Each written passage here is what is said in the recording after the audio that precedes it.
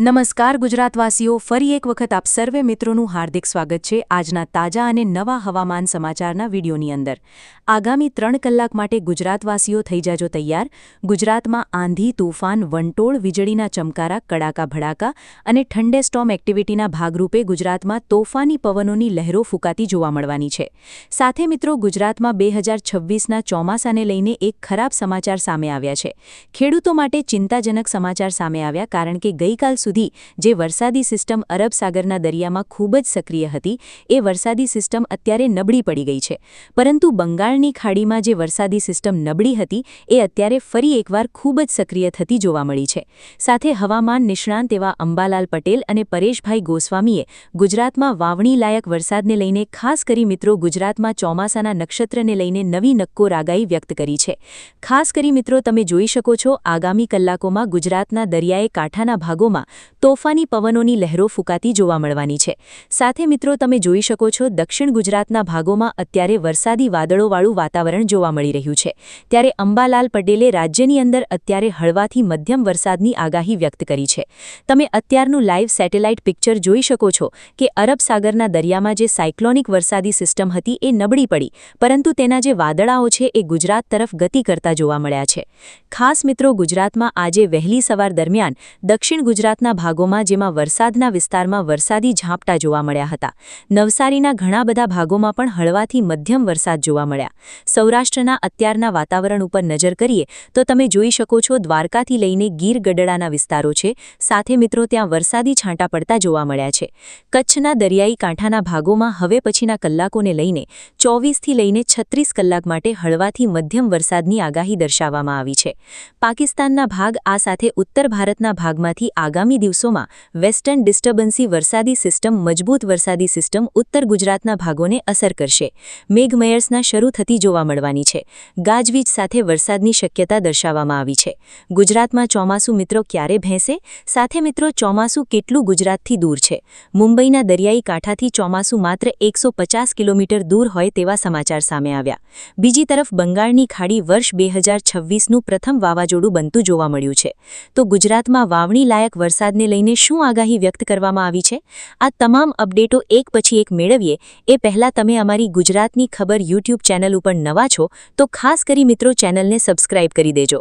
સૌથી પહેલાં મિત્રો, અમે તમને અત્યારનું ઉપગ્રહ ઉપરથી લેવામાં આવેલું હાલનું સેટેલાઇટ ઇમેજ બતાવી રહ્યા છીએ, જેમાં તમે જોઈ શકો છો મુંબઈના દરિયાઈ કાંઠાના ભાગોમાં જે આગામી કલાકો વરસાદની શક્યતા હતી એ ખૂબ જ ઓછી જોવા મળી છે। જે વરસાદી વાદળાઓ જે બંધાણા હતા એ વરસાદી વાદળાઓ દક્ષિણ દિશા તરફ આગળ વધ્યા છે અને જે વરસાદી સિસ્ટમ ખૂબ જ નબળી પડી છે, પરંતુ અરબ સાગરના વિરુદ્ધ દિશાની અંદર એટલે કે બંગાળની ખાડીમાં તમે જોઈ શકો છો અત્યારે સાયક્લોનિક સર્ક્યુલેશનવાળી મજબૂત તોફાની વરસાદી સિસ્ટમ બની છે। અને મિત્રો, ગુજરાતમાં અરબ સાગરવાળા જે કહી શકાય કે જે ચોમાસાની પાંખ હતી એ ખૂબ જ નબળી પડી છે। તો ગુજરાતમાં ચોમાસું ક્યારે ભેંસે? સાથે મુંબઈના દરિયાકાંઠાથી 100 કિલોમીટર દૂરના અંતરે ચોમાસું છે, તો બીજી તરફ બંગાળની ખાડીની જે પાંખ અત્યારે ધીમે ધીમે હજુ પણ સક્રિય બનીને ઉત્તર દિશા તરફ આગળ વધી રહી છે। પૂર્વ ભારતના રાજ્યોમાં જેમાં મણિપુર છે, આ સાથે ત્રિપુરાના વિસ્તારની સાથે મિત્રો ચોમાસાના આગમનને લઈને ઢોલ વાગી ગયા છે।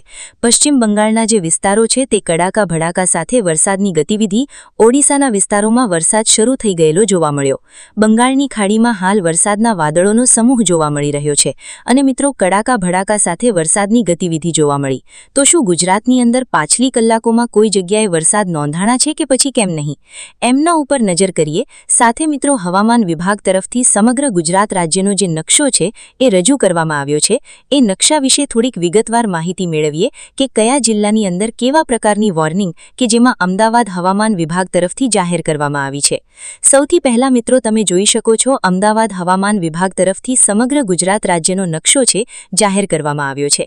તાજેતરની આગાહી કે જેમાં માત્ર દક્ષિણ ગુજરાતના 5 જિલ્લાની અંદર મિત્રો આજે છૂટાછવાયેલા સ્થળોમાં ગાજવીજ સાથે હળવાથી મધ્યમ વરસાદની આગાહી કરવામાં આવી છે। જેમાં તમે જોઈ શકો છો સુરતના વાતાવરણની અંદર અસ્થિરતાવાળું વાતાવરણ જોવા મળ્યું।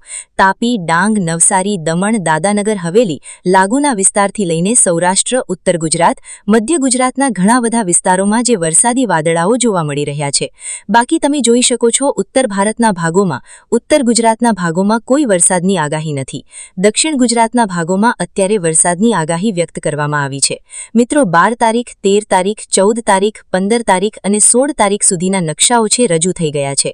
મિત્રો તમે જોઈ શકો છો બદલાતા વાતાવરણને લઈને 13 જૂનના દિવસે હવામાન વિભાગની જે આગાહી સામે આવી છે કે દક્ષિણ ગુજરાતથી ઉત્તર પૂર્વના જે વિસ્તારો છે, મધ્ય ગુજરાતના ઘણા બધા ભાગો, છોટા ઉદયપુરના વિસ્તાર, નર્મદાના વિસ્તારમાં વરસાદની ગતિવિધિ વધશે। સૌરાષ્ટ્રના પણ દરિયાઈ કાંઠાના ભાગોમાં કોઈક જગ્યાએ ઝાપટારૂપી વરસાદની ગતિવિધિ આ દિવસોમાં જોવા મળી શકે છે। પ્રી મોન્સૂનના વરસાદ ગુજરાતમાં હવામાનની અંદર આગાહી અનુસાર મિત્રો જોઈ શકો છો કે 14 જૂન પછીના દિવસોમાં વાતાવરણીય અસ્થિરતા જોવા મળશે। 14, 15, 16 અને 17 તારીખના રોજ પણ હવામાન વિભાગના જણાવ્યા અનુસાર સૌરાષ્ટ્રના ઉત્તર પૂર્વ ગુજરાતના અને દક્ષિણ ગુજરાતના ભાગોમાં વરસાદ જોવા મળશે।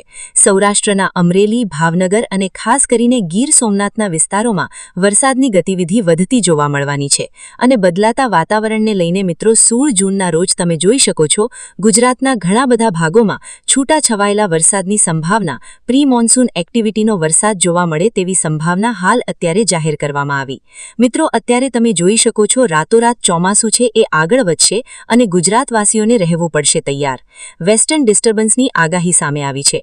મિત્રો તમે લાઈવ જોઈ શકો છો અત્યારે ગુજરાતના કેટલાક જિલ્લાઓના વાતાવરણમાં હળવાથી મધ્યમ વરસાદની આગાહી સાથે મિત્રો અત્યારે જે ચોમાસાની પાંખ છે ક્યાં પહોંચી ગઈ છે।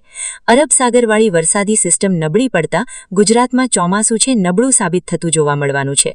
સાથે મિત્રો તમે જોઈ શકો છો અત્યારનું લાઈવ સેટેલાઇટ ઇમેજ પણ રજૂ કરવામાં આવી રહ્યું છે।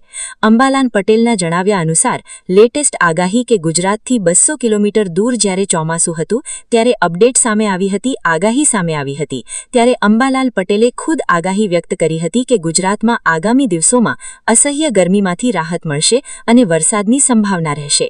સાથે સાથે મિત્રો બદલાતા વાતાવરણને લઈને જો વાત કરવામાં આવે તો 15 જૂન આસપાસ ગુજરાત